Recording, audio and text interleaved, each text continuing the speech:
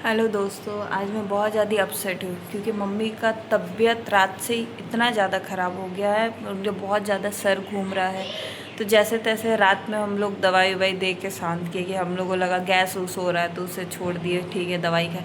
पर सुबह 3 बजे से उनकी हालत और ज़्यादा बिगड़ गई, मतलब थोड़ा सा 1 इंच उठ के वो बैठ नहीं पा रही थी। फिर सुबह सुबह हॉस्पिटल ले गए, वहाँ पर चेकअप हो गया, एमरजेंसी में उनको रखा 3-4 घंटे, नॉर्मल हो गई। फिर हम लोग लेके घर आ गए। घर आने के जस्ट आए हैं घर, फिर से स्टार्ट हो गया उनका सर घूमना। अब समझ नहीं आ रहा उन्हें बीपी फ्लक्चुएट कर रहा है कि गैस हो रहा है। फिर जाके दीदी और जीजू जाके उन्हें ले गए। सुबह तो मैं और जीजू मम्मी को लेके गए थे, फिर दीदी जीजू मम्मी को लेके गए हैं। और मुझे अभी जाना है, मम्मी को एडमिट कर लिया गया है। तो अभी मैं जा रही हूँ हॉस्पिटल, जाऊँगी यहाँ से काफ़ी 5 किलोमीटर दूर, थोड़े दूर में हॉस्पिटल है, वहाँ पे एडमिट किए हैं हम लोग क्योंकि वहाँ पे सारी सुविधाएं बहुत अच्छी लगती है। टाटा मोटर्स की हॉस्पिटल है। तो बीच में जा रही हूँ, उसके लिए पहले रात का खाना अपने लिए प्रिपेयर करूँगी, उसके बाद जाऊँगी मम्मी के पास। चलिए चलते हैं। दिमाग ख़राब हो गया है, समझ नहीं आ रहा कैसे उनकी तबीयत इतनी ज़्यादा बिगड़ गई। चलिए तो चलते हैं। शाम के 6:30 बज गए हैं, अब मैं जा रही हूँ। रैपिडो आने ही वाला है। बहुत ज़्यादा टेंशन हो रहा है मुझे, पर कोई नहीं, ठीक हो जाएगी। वीकनेस के वजह से शायद, मम्मी है ना, सुनती नहीं हम लोग की बात, अपना ही में लगे रहती है। चलिए चलते हैं। और रैपिडो की सुविधा जब से स्टार्ट हो गई है मुझे बहुत ज़्यादा कंफर्टेबल महसूस होता है। आराम से मैं राइड बुक करी और निकल पड़ी। आप देख सक रहे टेल्को साइड का रोड, सच बताए एकदम सन्नाटा। 7-8 बजे इतना शांति हो जाती है ना कि थोड़ा सा इंसान को थोड़ा डर लगता है, पर कोई नहीं। दिमाग में तो अलग उथल पुथल चल रही थी, तो मुझे कहाँ डर और भय की चिंता हो रही थी। मैं चुपचाप सोच रही थी जितनी जल्द से जल्द मैं मम्मी के पास पहुँच जाऊँ। और देखते ही देखते मैं हॉस्पिटल पहुँच गई। दीदी और जीजी वहाँ पर मौजूद थे। उसके बाद मैंने गेट पे एंटर किया, दीदी मिल गई मुझे और मम्मी के पास ले आई। उसके बाद दीदी चली गई और मैं मम्मी के साथ रात में रुकने वाली थी। मम्मी का ये हालत देख करके मुझे तो सच बता बहुत ज़्यादा रोना आ रहा था, पर मैं अपने आंसू जैसे तैसे रुकी, अपने आप पे कंट्रोल करी और मम्मी को दवा ववा दे के सुला दी। डॉक्टर लोग भी आके चेक कर रहे थे। रात के 12 बज गए थे, 1 बज रहे थे, समय कट रहा था, पर मुझे नींद कहाँ आनी। मैं रात भर यूं ही इस बेड से उस बेड, उस बेड से इस बेड टहल टहल के ही गुजार रही थी, क्योंकि आज तक मैंने मम्मी को इतना ज़्यादा बीमार होते अपनी लाइफ में कभी नहीं देखा। मेरा फर्स्ट टाइम था। मम्मी को यार कुछ होता है तो मेरी जान निकल जाती है। आप लोग समझ सकते हैं, मेरी क्या किसी के भी माँ के साथ भगवान ना करे कुछ हो, क्योंकि माँ को कुछ होता है तो सच बताओ अपना भी लगता है कि अपने को कुछ हो जाए पर मेरी मम्मी को ना हो। ऐसा ही फील हो रहा था मुझे भी। जैसे तैसे मैं रात गुजार रही थी क्योंकि सुबह डॉक्टर आने वाले थे। अभी तो चेक करके चले गए थे, बोले थे देखते हैं 24 घंटे में क्या होता बताते हैं। और मैं सोच रही थी जल्द से जल्द सुबह और जल्द से जल्द डॉक्टर आके फिर से देखे, क्योंकि 10 तरीके का सवाल, अलग अलग टाइप के ख्याल, डर लग रहा था मुझे बहुत ज़्यादा। मुझे रोना भी आ रहा था, पर मम्मी को देखते हुए मैं रो भी नहीं सक रही थी और मम्मी की हालत बहुत ज़्यादा क्रिटिकल थी। जैसे तैसे रात मैंने इधर उधर घूम के काट रही थी और सच बताए रात बहुत ज़्यादा लंबी हो रही थी, मुझे ऐसा फील हुआ। देखते देखते सुबह हो गई थी और मुझे थोड़ा अच्छा लगा कि चलो अब फटाफट जो भी उनका टेस्ट वगैरह होगा सब किया जाएगा। और सुबह सुबह ही वो लोग फिर से दवा का डोज उनको देने लगे। तो क्योंकि मम्मी को चक्कर जो आ रही थी कंटिन्यू आ ही रही थी, ठीक होने का नाम ही नहीं ले रही थी। आज दूसरा दिन था पर उनका ठीक होने, तब थोड़ा सा और दवा का डोज दिया तो उन्हें अच्छा लगा। तो फिर हम लोगों ने नाश्ता करवाया, मैं साथ में नर्स थी, वो हेल्प से मम्मी को उठा कर बैठाएं। और उसके बाद मैं फटाफट, मम्मी का ऐसा हालत है कि वो अपने हाथ से खा भी नहीं पा रही थी, फिर मैंने अपने हाथों से मम्मी को नाश्ता करवाया। उसके बाद मुझे खुद भूख लगी थी। मम्मी बार बार बोल रही थी जाके कुछ नाश्ता कर लो, जाके कुछ नाश्ता कर लो। मम्मी की अपनी हालत अभी भी ख़राब थी, फिर भी उन्हें मेरी फ़िक्र लगी थी, जाके कुछ नाश्ता कर लो, जल्दी जाओ, बहुत टाइम हो गया, 10 बज गए, 11 बज गया। मैं बोली ठीक है मम्मी आप टेंशन ना लो। उसके बाद मैं हॉस्पिटल की ही कैंटीन थी, मैंने वहाँ जाके 2 इडली खाई और अपना बैग पैक करके थोड़ी देर में निकलने वाली थी घर के लिए, क्योंकि राहुल आया था और वो सिर्फ वहाँ पे 2 घंटे ही रुक सकता, तो उससे ज़्यादा उसे रुकने की परमिशन नहीं थी, क्योंकि फ़ीमेल वार्ड थी और वहाँ पे मेल को रखने का बिल्कुल कोई ऑप्शन ही नहीं था। तो मैं बोली ठीक, रिक्वेस्ट की नर्स से बोली ठीक है 2 घंटा और रुक सकते सकते। तो 2 घंटा रुकी, मैं घर गई। घर में टाइम ना गवाते हुए फटाफट फ्रेश हुई और दोबारा रैपिडो बुक की और निकल पड़ी अगेन हॉस्पिटल के लिए, क्योंकि वहाँ से राहुल मुझे बार बार कॉल कर रहा था कि तनु जल्द से जल्द आओ, यहाँ पे मुझे ज़्यादा देर रुकने नहीं दे रहे हैं। तो मैंने बोला ठीक है, गार्ड या नर्स से रिक्वेस्ट कीजिए कि 2 घंटे नहीं हुए अभी और मेरी दीदी आ रही है, आप 10 मिनट रुक जाइए। रास्ता खाली था और रैपिडो वाले भैया एकदम उड़ाते हुए मुझे हॉस्पिटल की ओर ले जा रहे थे और रास्ता पूरा खाली था, तो इससे हमें ट्रैफिक का कोई सीन नहीं मिला। तो ये बहुत अच्छा था, प्लस पॉइंट था। और मैं सोच रही थी मैं जल्द से जल्द चली जाऊँ मम्मी के पास, क्योंकि मेरा ध्यान तो वहीं पे लगा हुआ था और हॉस्पिटल में नर्स और डॉक्टर की कमी नहीं थी। पर मैं वहाँ पे रहती हूँ ना, तो मुझे लगता नहीं कुछ ऐसा ज़रूरत पड़ेगा मैं तुरंत काम कर दूँगी, या अपने आप को ही शांति और सुकून मिलता है कि नहीं मम्मी के मैं पास हूँ। और मैं यही विश कर रही थी जितना से जल्दी ये समय कटे और मैं जितना से जल्द हॉस्पिटल पहुँच सकूँ। और हॉस्पिटल के नियरेस्ट पहुँच के मैंने राहुल को कॉल किया, वो गेट पर आ गया था, मैं भी हॉस्पिटल पहुँच गए थे और वो भी फिर घर चला गया और मैं मम्मी के पास चली गई। हम आ गए हॉस्पिटल फिर से। मम्मी का टेस्ट सारा नॉर्मल आया है, बट देखते हैं क्या होता है।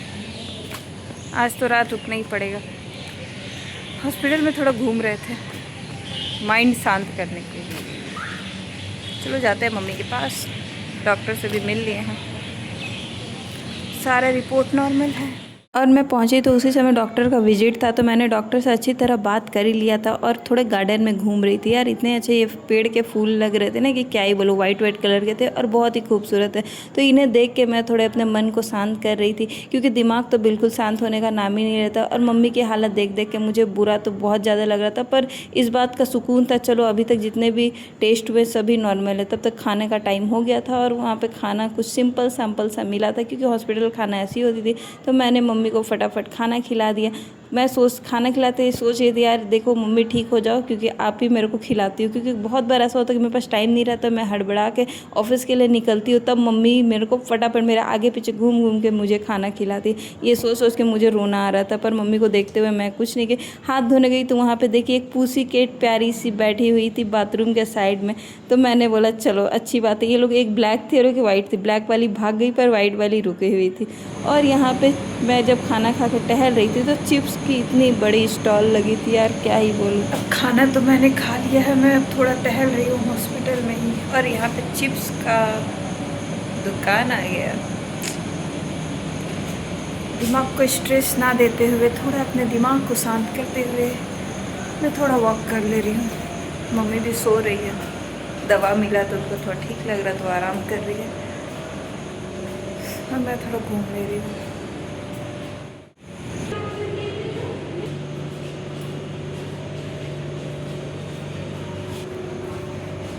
दस 10,000 मेरे स्टेप कंप्लीट हो गए।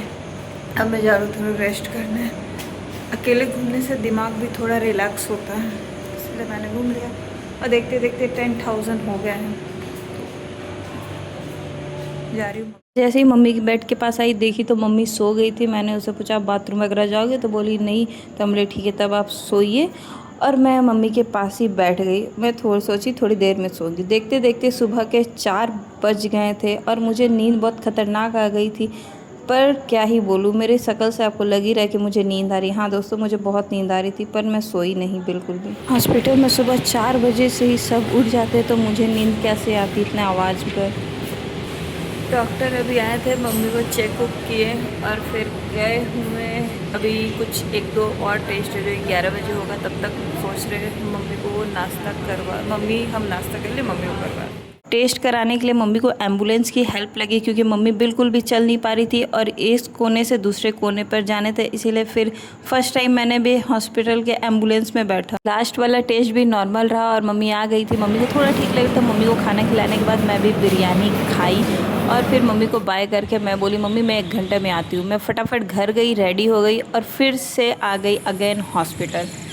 क्या किया जाए, मेरा ही अभी रूटीन चल रहा। चौथा दिन है मम्मी को लेके मैं हॉस्पिटल में हूँ। सुबह का बज रहा है अभी 7 और मेरी नींद टूट गई थी तो 4 ही बजे से, क्योंकि थक बोले हॉस्पिटल में इंसान अच्छे से सो नहीं पाता है। मेरा भी कुछ वही हाल है। मम्मी के साथ मम्मी को अभी अच्छे से ब्रश व्रश करवा के मैंने बेड में बैठा दिया। नाश्ता आएगा तो मम्मी नाश्ता करेगी। और मुझे थोड़ा अच्छा नहीं लग रहा था, क्योंकि वहाँ पे डिटॉल की स्मेल आ रही थी। मुझे डिटॉल की स्मेल बिल्कुल नहीं पसंद है, तो मैं बाहर आके थोड़ा घूम लूँ। घूमने के लिए काफ़ी अच्छा, वॉक करने के लिए बहुत अच्छा हॉस्पिटल में स्पेस मिलता है। नीचे गार्डन तो बहुत है, बट ऊपर ही रहना बेस्ट है। देखो आज क्या बोलते हैं डॉक्टर्स, होप सो सब अच्छा ही रहे। अभी तक तो सारे रिपोर्ट अच्छे ही हैं। अगर आज डिस्चार्ज दे दे तो बहुत अच्छी बात है, क्योंकि थोड़ा स्थिति आज बेहतर है मम्मी का। देखिए क्या होता है। और मम्मी को नाश्ता कराने के बाद उनका बेड चेंज कर दिए। उसके बाद अब मैं जा रही हूँ नाश्ता करने, क्योंकि मुझे जोरों से भूख लगी है। फिर मम्मी का डॉक्टर आएंगे, उनसे बातचीत करेंगे, क्या होता देखते हैं फाइनल। और मैं आ गई थी कैफ़े सहेली में। एक मतलब हॉस्पिटल का भी एक कैफ़े है, बट मुझे यहाँ पे खाना ज़्यादा ठीक लगता। मैं कचौड़ी आके खाई, ठीक ठाक ही था। नाश्ता कर लिए, मैंने कचौड़ी खाया। और थोड़ी देर के बाद फिर मैंने 2 बज गया था, तो मैं आ गई फिर से लंच करने सहेली पर ही। और सोचा देखते हैं आज क्या खाते, पर भूख जोरों से लगी थी। अभी तक डिस्चार्ज नहीं मिला था। मैंने राइस और मंचूरियन मंगाया। खाने में तो बहुत ही टेस्टी लग रहा था, देखने में भी लग रहा था, पर थोड़ी सी तीखी थी और भूख लग रही थी। पर दिमाग में यही चल रहा था कि मम्मी को कितनी देर के बाद डिस्चार्ज दिया जाएगा, क्योंकि डॉक्टर ने सुबह ही पेपर साइन कर दिए थे कि अब आप घर ले जा सकते। पर अभी तक पेपर प्रोसेस नहीं हो गया था। दोपहर के 2-2:30 बज गए थे।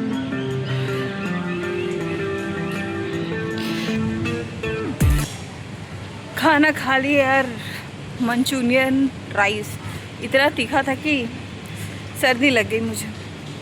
देखते हैं पेपर वर्क कब तक डिस्चार्ज का कंप्लीट करता। आज डिस्चार्ज मिल जाएगा, मम्मी ठीक है, जितना जल्दी हो सके डिस्चार्ज मिल जाए।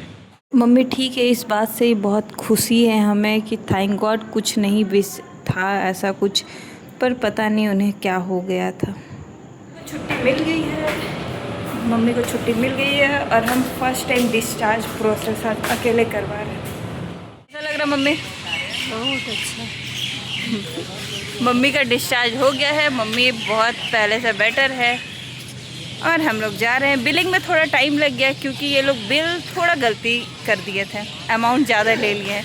पर हड़बड़ा के मैं भी पेमेंट कर दी। पेमेंट करने के बाद मैं बिल बनाई। ऐसा तो इंसान को सबसे पहले पेमेंट चेक करना चाहिए, पर बिल जो कैशियर बैठी थी ना, वो ढंग से बिल दी नहीं मुझे।